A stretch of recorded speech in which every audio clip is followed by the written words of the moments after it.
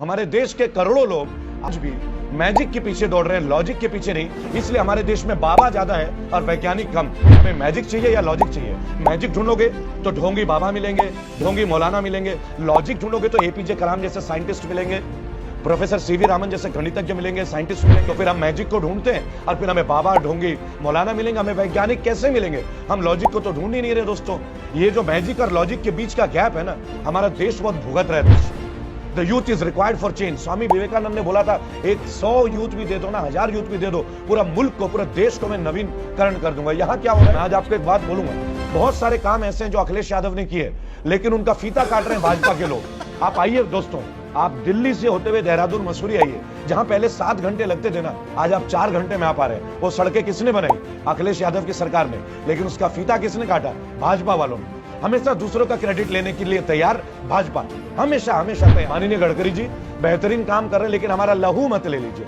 वहां से दिल्ली से लेकर यहां तक जब आते हैं ना देहरादून, लगभग 450 रुपए का टोल टैक्स चला जाता है। सोचिएगा दोस्तों, गडकरी जी सोचिए, इस एक आपने 30-30 किलोमीटर में टोल टैक्स लगा दिया। मजाक हो रहा है क्या हम लोगों के साथ? है देश के नागरिकों का मजाक उड़ रहा है। स्थानीय लोगों को टोल टैक्स में रिबेट। पत्रकार उन लोगों में से हैं जो स्टिंग करते हैं, सरकारें गिराते हैं और ब्लैकमेल करते हैं। लेकिन कुछ पत्रकार ऐसे भी होते हैं जो अपने जान को जोखिम में डाल के ना राष्ट्र के निर्माण के काम आते हैं। भैया टीएमसी के वो लोग जो आप लोग लड़ रहे हो ना, मैं एक बात बताऊं, शर्म करो। बंगाल में चाहे योगी आदित्यनाथ जी, चाहे कैलाश विजयवर्गीय कुछ भी बोल के आए, तुम इलेक्शन जीत के अपने ही लोगों के साथ लड़ोगे? तुम्हें शर्म नहीं आती है? ममता बनर्जी को स्पष्ट तौर पे बोल दिया गया, हम किसी के सगे नहीं। 18 रुपए किलो में गेहूं खरीदने वाले बाबा रामदेव, 40 रुपए किलो आटा बेचने वाले बाबा रामदेव। आपको लगता है अब आपको देश देखेगा कि अब देश का परिवर्तन इस तरीके से? गुजरात में भी परिवर्तन करके दिखाऊंगा। मोदी जी के गढ़ में जाके, अमित शाह के गढ़ में जाकर मैं इस सत्ता को उखाड़ के फेंकूंगा। दिखाऊंगा कि एक साधारण परिवार के जो लोग हैं, हमारी ताकत क्या है। असीमित ताकत है भारतीयों में। आपने हमें लूटा, आपने हमारी इकोनॉमी बर्बाद की, आप झूठ के ऊपर जीते हो, आप हमारे खून के ऊपर जीते हो, आप हमारे लाशों पे राजनीति करते हो, आप हमारे दर्द पे राजनीति करते हो, आप हमारे कष्टों के ऊपर राजनीति करते हो। जय हिंद, जय भारत दोस्तों। कैसे हैं आप लोग? और इस बातचीत को लाना बहुत ज़रूरी है ताकि पता चले कि दुनिया में जो है ना, हमारे देश में विशेष तौर पे उसका एक सिस्टम बन गया। दोस्तों अगर आप मेरे एक लाइन को सुनिएगा, बस निरंतर सेहत उतर रही है हम लोगों की, निरंतर। किसी को लगता है कोई पैसे के लिए कर रहा है, किसी को लगता है कांग्रेस के लिए कर रहा है, लेकिन आप लोग जानते हैं कि हम किसके लिए कर रहे हैं। इतना बड़ा खतरा क्यों मोल रहे हैं? सवाल देश का है। अगर देश के लिए बात है तो अब लड़ेंगे। और यूथ का मतलब होता है चेंज। अगर युवा चेंज के लिए कुर्बानी ना दे तो सब बेकार है। मैं केवल एक बात मानता हूं, आओ इन नेताओं को एक बार सबक सिखाते हैं, आओ इन पार्लियामेंटेरियंस को एक बार सबक सिखाते हैं। आइए एक बार इनको दिखाते हैं कि हम लोगों की पावर क्या है। मैं इस पावर की लड़ाई में लड़ रहा हूं, और क्यों ना दिखाऊं पावर, जब ये लोग अपनी पावर दिखाते हैं। ये लोग 10-10 security guard, private body guard, 5-5 गाड़ियां, इनके बच्चे। आप देखिए, अभी रुड़की के विधायक हैं प्रदीप बत्रा, ये मसूरी आए हुए थे। रुड़की के बीजेपी के विधायक हैं प्रदीप बत्रा, मैं नाम लेके बोल रहा हूं दोस्तों। आप वो वीडियो देखिएगा। वहां पे एक पुलिस वाले इनको पकड़ते हैं कि सर आप प्लीज मास्क पहन लीजिए या फिर चालान कटवा लीजिए, जो एक चीज है। ये क्या करते हैं, प्रदीप बत्रा जो कि रुड़की से बीजेपी के विधायक हैं, वो 500 का नोट लेके उनका बेटा यूं फेंकता है पुलिस वाले के ऊपर। अब एक बात बताइए, बाप तो बाप, बेटे के भी यही संस्कार, और फिर इन्हीं का बेटा कल को एमएलए बन जाए तो हमारे साथ क्या अत्याचार होगा? ये जो परिवारवाद है ना, नेपोटिज्म, इसको तोड़ने के लिए, इसको खत्म करने के लिए हम लोगों ने रेबल फाउंडेशन बनाया। दोस्तों एक बात आपको बता दूं, रेबल फाउंडेशन में मेरे परिवार का कोई भी आदमी नहीं है। ये हमारा पहला सिद्धांत हमने बनाया। लेकिन आज कुछ बात करेंगे दोस्तों। आइए कुछ बातें करते हैं कि हमारे देश में ना आज भी लोग मैजिक के पीछे दौड़ रहे हैं, मैजिक, लेकिन लॉजिक के पीछे नहीं।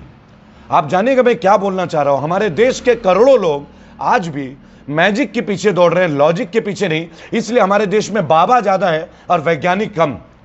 आप सोचिएगा, मैं कुछ देख के नहीं पढ़ता हूं दोस्तों, जो मेरे मन में आता है भावना आप लोगों को, वही मैं आपके साथ शेयर करता हूं।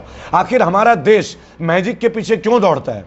क्यों दौड़ता है जुमलों के पीछे? और इन मैजिक के चक्कर में हम लाखों बाबा, मौलाना और ये जो मतलब मस्जिदों के बड़े बड़े जो लोग हैं, अपने आप को अल्लाह का मैसेंजर बता देते हैं, इनके पीछे हम क्यों पड़ते हैं? आप बताइए। हमें वैज्ञानिक दृष्टिकोण का सोच क्यों नहीं आता? हमें मैजिक चाहिए या लॉजिक चाहिए? मैजिक ढूंढोगे तो ढोंगी बाबा मिलेंगे, ढोंगी मौलाना मिलेंगे। लॉजिक ढूंढोगे तो एपीजे कलाम जैसे साइंटिस्ट मिलेंगे। प्रोफेसर सीवी रामन जैसे गणितज्ञ मिलेंगे, साइंटिस्ट मिलेंगे, हमें प्रोफेसर अमर्त्य सेन जैसे अर्थशास्त्री मिलेंगे, लेकिन नहीं दोस्तों, हमें तो तमाम लोगों को ढोंगी, नकली, बाबा, मौलाना ये चाहिए। इसकी वजह से आज हमारा देश पिस रहा है। और आप देखिए जितने भी देश के बड़े बड़े नेता है ना दोस्तों, ये सभी लोग बाबा दरबार में जाते हैं।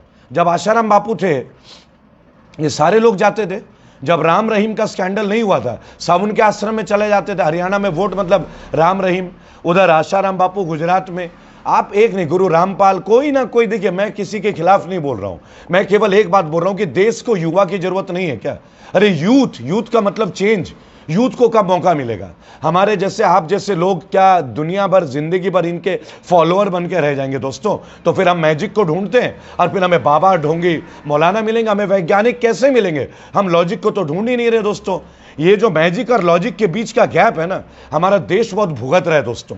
मैंने जब देखा ना बीजेपी के विधायक प्रदीप बत्रा को और उनके बेटे को मसूरी में, मैं दोस्तों 2 दिन के अंदर आपको उस पुलिस वाले का ले आऊंगा अपने चैनल पे, उस महान व्यक्ति को, उस वीर व्यक्ति को। वो डरे नहीं। और देखिए दोस्तों, एक तो उनके साथ दुर्व्यवहार होता है उत्तराखंड पुलिस के साथ, और उसके बाद उस पुलिस वाले का ट्रांसफर भी हो जाता है। क्या पावर है जी, क्या पावर है! भाजपा के पावर है, एमएलए है भाई भाजपा के, किसी को भी ट्रांसफर कर सकते हैं। ये वही भाजपा है दोस्तों। कुलदीप सेंगर, जब वो लड़की बलात्कार पीड़ित मर जाती है, उसके गाड़ी का एक्सीडेंट हो जाता है, वकील का मृत्यु हो जाता है, उसके घर वालों को थ्रेट मिलता है, कितनी कहानियां सुनाएंगे दोस्तों। लेकिन नहीं, हम तो गलत है। अभी आपने पतंजलि का देखा होगा, वीडियो पूरा इंडिया में वायरल हो रहा है, आप लोग सब उसको शेयर कर रहे हैं। 5 मिलियन से ज्यादा की रीच चली गई है महज 24 घंटे में। आखिर सच्चाई को लोग कभी ना कभी तो देखेंगे, है? उद्योगपति या बाबा, उद्योगपति या मौलाना, चाहे मौलाना साध हो, चाहे बाबा रामदेव हो, आखिरकार ये लोग धर्मगुरु हैं क्या? या ये लोग योग गुरु हैं क्या? कोई भी व्यक्ति, धर्म का संबंधित व्यक्ति व्यापारी बन सकता है क्या? ये सवाल उठाना गलत है क्या? आइए इनकी इंक्वायरी क्यों ना करें? इन्वेस्टिगेटिव जर्नलिज्म के तरीके में हम और आप क्यों ना चले दोस्तों? बात सोचिएगा, 60-60 साल से लड़के जो लोग हैं, वो जो चल नहीं पा रहे, वो बैठ गए पार्लियामेंट में इन्हीं बाबाओं के सपोर्ट में, है ना? और देश का एक युवा जो आना चाहता है संविधान के लिए, रक्षा के लिए, पार्लियामेंट में आना चाहता है। Youth for change, the youth is required for change. Swami Vivekananda ने बोला था, 100 यूथ भी दे दो ना, 1000 यूथ भी दे दो, पूरा मुल्क को, पूरे देश को मैं नवीनकरण कर दूंगा। यहां क्या हो रहा है? चाहे वो आम आदमी पार्टी हो, चाहे वो भाजपा हो, चाहे वो कांग्रेस हो, यूथ को मौका ही नहीं मिल रहा है। आज कांग्रेस में दिल्ली में उत्तराखंड का 6 दिन हो गया है, 6 दिन उत्तराखंड के सब एमएलए, पूर्व एमएलए, एमपी सब जाकर वहां डेरा डाल के बैठ गए। मुझे समझ में नहीं आ रहा, सोनिया गांधी जी, आपसे सभी ने निवेदन होगा, मैडम, क्या यूथ को मौका नहीं देंगे क्या? क्या यूथ को कभी कुछ मिलेगा ही नहीं? हमेशा वो पुराना चेहरा ही आएगा आप लोगों का। सीएम के लिए एक ही चेहरा, और लोग आ नहीं सकते क्या? जब देखिए प्रदेश अध्यक्ष बदल देते हैं, जब देखिए सीएम का चेहरा वही के वहीं रख देते हैं। अरे नए आने दीजिए, परिवर्तन ही संसार का नियम है भाई। राजस्थान में आपने सचिन पायलट की जात जोत दी बिल्कुल ही। सचिन पायलट एक युवा व्यक्ति जिनके अंदर कोई विजन होगा, अ मैन विथ मिशन। दोस्तों, मैं इस वीडियो के माध्यम से आज एक बात बोलूंगा, उत्तर प्रदेश तैयार हो रहा है। उत्तर प्रदेश तैयार हो रहा है एक बहुत बड़े परिवर्तन के लिए। मैं आज आपको एक बात बोलूंगा, बहुत सारे काम ऐसे हैं जो अखिलेश यादव ने किए, लेकिन उनका फीता काट रहे हैं भाजपा के लोग। आप आइए दोस्तों, आप दिल्ली से होते हुए देहरादून, मसूरी आइए, जहां पहले 7 घंटे लगते थे ना, आज आप 4 घंटे में आ पा रहे हैं। वो सड़कें किसने बनाई? अखिलेश यादव की सरकार ने, लेकिन उसका फीता किसने काटा? भाजपा वालों ने। हमेशा दूसरों का क्रेडिट लेने के लिए तैयार भाजपा, हमेशा हमेशा तैयार, और कभी मंथन नहीं करेंगे कभी। हाँ, मैं नितिन गडकरी के लिए एक बात बोलूंगा, नितिन गडकरी जी, आप काम अच्छा कर रहे हैं, आप सड़कों का काम कर रहे हैं, मैं धन्यवाद दूंगा। मैं भाजपा विरोधी नहीं हूं, मैं मोदी जी के जो पॉलिसीज है उनका विरोधी हूं, जिससे कि राष्ट्र बर्बाद हुआ है। लेकिन गडकरी जी, आपसे एक अनुरोध है, अगर आप सड़क बना रहे हैं ना, तो हमारे टैक्स के पैसे से ही बना रहे हैं। इतना टोल टैक्स मत लगा दीजिए कि देश की जनता में हाहाकार मच जाए। 1 किलोमीटर में 1 रुपए 26 पैसे का टोल टैक्स दे रहे हैं हम लोग। रोड टैक्स दे रहे हैं आपको, इनकम टैक्स दे रहे हैं, जीएसटी दे रहे हैं, फिर इतना सारा टोल टैक्स। इससे आप भारत की तरक्की बोलेंगे क्या? माननीय गडकरी जी बेहतरीन काम कर रहे हैं, लेकिन हमारा लहू मत ले लीजिए। वहां से, दिल्ली से लेके यहां तक जब आते हैं ना देहरादून, लगभग 450 रुपए का टोल टैक्स चला जाता है, सोचिएगा। और वहां से लेकर अगर नैनीताल जाते हैं ना, तो भी 450 का टोल टैक्स चला जाता है। 250-300 किलोमीटर के लिए 450-500 रुपए का टोल टैक्स। सोचिएगा दोस्तों, गडकरी जी सोचिए, इस एक आपने 30-30 किलोमीटर में टोल टैक्स लगा दिया। मजाक हो रहा है क्या हम लोगों के साथ? है, देश के नागरिकों का मजाक उड़ रहा है। स्थानीय लोगों को टोल टैक्स में रिबेट नहीं, आप सोचिएगा, अरे जो स्थानीय लोग हैं उनको तो रिबेट दीजिएगा पहली बात, और जो लोग अदर स्टेट के भी हैं उनको भी एक लिमिट होगी ना भुगतने की। ये क्या तरीका बना दिया आपने? 1.5 रुपए से लेके 2 रुपए तक का टोल टैक्स लूट मार मचा रहे कि इसको आप डेवलपमेंट कहते हैं? अरे ये तरक्की और ये विकास का जो ढकोसला है ना भाजपा का, अब ये खुल चुका है।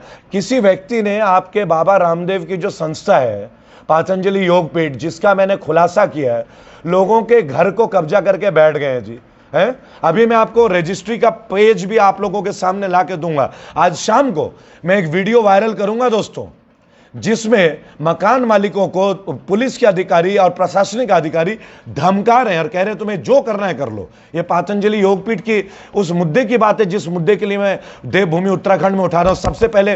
सबसे प्रथम कोई गोदी मीडिया ने नहीं उठाया, ये रूबिका लियाकत नहीं उठा सकती। हाँ, जी टीवी वालों का फोन आया मेरे मित्र के पास कि हमें वो फुटेज दे दीजिए। क्यों भाई, आपको फुटेज नहीं मिल रहा है? भाजपा के खिलाफ कुछ बोलने के लिए सबूत नहीं मिलते आपको, हैं?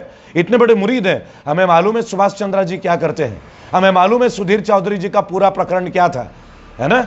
आप लोग उन लोगों में से हैं, कुछ पत्रकार उन लोगों में से हैं जो स्टिंग करते हैं, सरकारें गिराते हैं और ब्लैकमेल करते हैं। लेकिन कुछ पत्रकार ऐसे भी होते हैं जो अपने जान को जोखिम में डाल के ना राष्ट्र के निर्माण के काम आते हैं। और मैं गर्व से कहता हूं रेबल टीम में ऐसे बहुत सारे पत्रकार हैं दोस्तों, और वो केवल इसलिए क्योंकि आप लोग हमें सपोर्ट करते हैं। लेकिन मैं आपको बता दूंगा कि अब जो चल रहा है कि देश में लोगों को मैजिक, प्लीज इस मैजिक से बाहर आइए, लॉजिक को ढूंढिए।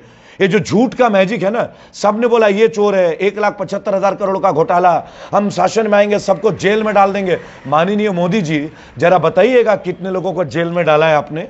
ये जो कांग्रेस के जो घोटालेबाज लोग हैं, तथाकथित आपके कहने के अनुसार, जिसे 135 करोड़ भारतीयों ने यकीन भी कर लिया आप लोगों के झूठ का, कितनों को जेल में डाला है जी आपने, है? बंगाल के शारदा घोटाले के मुकुल रॉय को, जो मुख्य आरोपी थे, उसको तो आपने भाजपा में इतना बड़ा पद दे दिया, कर दिया ना उन्होंने, आपको झटका दे दिया ना, 440 वोल्ट का झटका। आपको छोड़ के चले गए ना ममता बनर्जी के पास, है? बंगाल में जाके गांव में आप दंगे भड़काए, आपके योगी आदित्यनाथ जी वहां जाके कह के आते हैं ये कर देंगे वो कर देंगे। इलेक्शन के बाद देखें कभी उन गांव में जो मारपीट हो रही है ना, आप लोगों ने गांव को, लोगों को आपस में लड़ा दिया। ये है भाजपा की राजनीति। जहां भी जाते हैं ना, जहां भी चुनाव होता है, आप हर जगह लड़ाई कराते हैं और फिर भाग जाते हैं वहां से, और वहां के स्थानीय लोगों को बेचारे एक बहकावे में, गलतफहमी में आके आपस के लोगों में लड़ते हैं। भैया टीएमसी के वो लोग जो आप लोग लड़ रहे हो ना, मैं एक बात बताऊं, शर्म करो। बंगाल में चाहे योगी आदित्यनाथ जी, चाहे कैलाश विजयवर्गीय कुछ भी बोल के आए, तुम इलेक्शन जीत के अपने ही लोगों के साथ लड़ोगे? तुम्हें शर्म नहीं आती है? ममता बनर्जी को स्पष्ट तौर पे बोल दिया गया हम किसी के सगे नहीं है। लेकिन एक बात, इस वक्त भारत को परिवर्तन की जरूरत है। मिशन 2022 5 राज्य, अगर आपने खुद इस वीडियो में देखा, लोगों ने रजिस्ट्री दिखाई आपको कि किस तरह बाबा रामदेव के लोगों ने धमकाते हैं। मेरी गाड़ी की वीडियोग्राफी हुई है जब मैं वहां मौजूद था, हमारे फोटोज लिए गए, हमें थ्रेट आ रहे हैं, धमकियां लिखी हुई आ रही है कि जिंदा नहीं जाओगे। अरे मारना है मार दो यार, कितनों को मारोगे? अभी रुकने वाला नहीं है। आप लोगों ने 215 रुपए का सरसों तेल कर दिया है। अब भी आपको लगता है कि देश आपको राष्ट्रभक्त मानेगा बाबा रामदेव जी?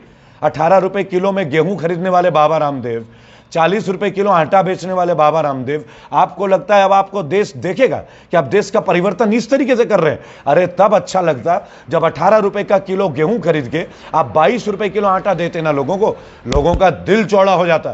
तब लोगों को लगता हाँ बाबा रामदेव का पतंजलि संस्था जो है ये कुछ है देश के लिए। लेकिन नहीं, आप लोगों को हमसे केवल वसूलना आता है। उद्योगपति है, मैं तो आपको बिजनेसमैन रामदेव बोलूंगा, मैं नहीं मानता आपको बाबा।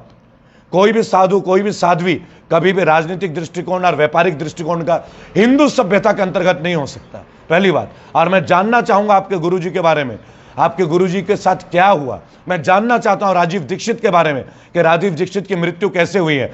करोड़ों भारतीय, मैं आज विश्वरूप रॉय चौधरी का आह्वान करता हूं, विश्वरूप अगर तुम मेरा वीडियो देख रहे हो, तुम इतना बड़ा कैंपेन चलाते हो ना लोगों को कोरोना मुक्त करने का, आओ मेरे साथ मंच पे, आओ इस लड़ाई में लड़ो। जोशी जी बोलो विश्वरूप को मेरे साथ आए। क्या है अपने पर्दे के पीछे बैठ के आप लोग बातें करते हो? आओ हमारे साथ सड़कों में, आओ राजीव दीक्षित के मृत्यु के कारण को सबके सामने उजागर करें। देश का एक सच्चा सपूत हमें छोड़ के चला गया और उसने पहले ही बोला था, उन्होंने, राजीव दीक्षित जी, कि मैं ज्यादा दिन बचूंगा नहीं। आज मैं आपको बोल रहा हूं, मैं भी ज्यादा दिन नहीं बचूंगा और मुझे मालूम है कि यह घटेगा। लेकिन क्या मेरी मृत्यु भी तुम लोग ऐसे ही सहोगे? क्या हम लोगों का खत्म होने तक भी तुम्हारी आत्मा नहीं जगेगी? क्या तुम लोग आत्मा विहीन हो चुके हो? क्या तुम लोगों की अपनी आत्मा ये नहीं कहती कि आज हमारा महान राष्ट्र भारत का बेड़ा गर्क हो रहा है, हमें लूटा जा रहा है, खसोटा जा रहा है? हमारे पास जो थे वो तो थे ही। अब तो इस सरकार का वो आदत है कि अगर हमारे पर्स में भी कुछ है ना, वो भी हमसे छीन लेना चाहती है। अब भी आप लोगों की आंखें नहीं खुल रही हैं। हमारे एफडी के रेस तोड़ दिए गए, बैंकों से पैसे निकालो तो हमारे खाते से पैसे कट जाएंगे। जिन लोगों के मकान कब्जे कर लिए गए उनकी लड़ाई लड़ रहा हूं, ये गलत है क्या है? ये लड़ाई नहीं रोकूंगा। गुजरात परिवर्तन करके दूंगा। कौशल्याबेन झा, मैं आज आपको एक बात बताऊंगा, मेरे साथ विवेक वहां के पार्षद के पुत्र हैं कांग्रेस के। मैं आज आपको बता दूं, आम आदमी पार्टी के लोग हैं, निर्दलीय लोग हैं, पटेल समाज के एक से एक। मैं आपको बता रहा हूं, गुजरात में भी परिवर्तन करके दिखाऊंगा। मोदी जी के गढ़ में जाके, अमित शाह के गढ़ में जाकर, मैं गढ़ में जाता हूं, मैं कहीं ना स्टूडियो में बैठ के बात नहीं करता। पहली बात आज आपको बता दूं, ये हिम्मत मुझे आप लोगों से मिला है। इस सत्ता को उखाड़ के फेंकूंगा, दिखाऊंगा कि एक साधारण परिवार के जो लोग हैं, हमारी ताकत क्या है। असीमित ताकत है भारतीयों में। आपने हमें लूटा, आपने हमारी इकोनॉमी बर्बाद की, आपने हमें हिंदू मुसलमान करके लूटा। अब आप सिखों को भी हमसे अलग करना चाहते हैं। आज आपको सिखों में खालिस्तानी गुण दिखते हैं, बहुत सारी बातें। आज जो लोग आंदोलन करते हैं उनको आप आंदोलन जीवी कहते हैं। मैं कहता हूं आपकी पूरी पार्टी जो है वो झूठ जीवी है। आप झूठ के ऊपर जीते हो, आप हमारे खून के ऊपर जीते हो, आप हमारे लाशों पे राजनीति करते हो, आप हमारे दर्द पे राजनीति करते हो, आप हमारे कष्टों के ऊपर राजनीति करते हो। पूरे विश्व को आपने धोखा दिया है। भारत का कोई नाम आपने मजबूत नहीं किया कहीं जाके, आपने भारतीयों का नाम नीचे किया है। आज असंख्य भारतीय बर्बाद हो गए, नौकरी छूट गई है। आज नर्सेज के ऊपर कोई गौर नहीं कर रहा है, होम गार्डों को उनकी तनख्वाह नहीं मिलती है। आज 1500 लोग, यूपी में 1500 से ज्यादा टीचर मर जाते हैं, लेकिन माननीय योगी आदित्यनाथ के कैबिनेट के लोग बोलते हैं केवल 3 सरकारी टीचरों की मृत्यु हुई है। धिक्कार है, शर्म आती है आपके ऊपर, शर्म। 50 लाख का मुआवजा देने की औकात नहीं है आप लोगों को। एक्चुअली आप लोग देना नहीं चाहते हो, कोई आपसे भीख मांग रहा है क्या? ये हमारा अधिकार है और हमारा अधिकार हम आपको नहीं लेने देंगे। मैं रेबल फाउंडेशन से रेबल सदानंद पति, हम बागी हैं। हम ये प्रण लेते हैं, हम भाजपा मुक्त भारत करके दिखाएंगे। और हम उन पार्टियों को भी सख्त चेतावनी देते हैं, कांग्रेस के उन नेताओं को भी उल्टे पुल्टे बोलने की जरूरत नहीं है, पहली बात। और सत्ता आपके बाप की बपौती नहीं है। इस बार हम निर्दलीय उम्मीदवारों को भी सपोर्ट करेंगे। हाँ, मैं तमाम पार्टियों के उम्मीदवारों को सपोर्ट करूंगा जिनके ऊपर क्रिमिनल मुकदमे दर्ज ना हो, चाहे वो कांग्रेस के हो। हाँ, भाजपा वाले भी अगर चाहे ना, जो अच्छा काम करते हो, आओ तो सही, मिलो तो सही। कहो ना जो मोदी जी कर रहे हैं वो गलत कर रहे हैं, कहो ना जो केंद्र की नीति है वो गलत है, कहो ना किसानों के ऊपर अत्याचार हो रहा है, कहो ना कोरोना में हमारी कमर किस तरह तोड़ दी गई, बताओ ना चालान हमारे साथ क्यों निपटाया गया, बताओ ना दिल्ली को पूर्ण राज्य का दर्जा क्यों नहीं मिल रहा है, बताओ ना दिल्ली पुलिस राज्य सरकार के साथ क्यों नहीं काम कर रही है, सेंटर के साथ काम क्यों कर रही है। ये सवालों का प्रश्न पूछना गलत है क्या? गलत है? अगर 4 आदमी मिलकर सरकार मिल जाए तो गलत है। आप कहीं भी नहीं जीते, बिहार में आप हारे हैं। आपसे ज्यादा जीत तेजस्वी यादव की है बिहार में। ये तो आपका नीतीश कुमार का जॉइंट कोलैबोरेशन है, और वही नीतीश कुमार की पोल खुल गई है। 100 एम्बुलेंसेस छुपा के रखते हो, है ना।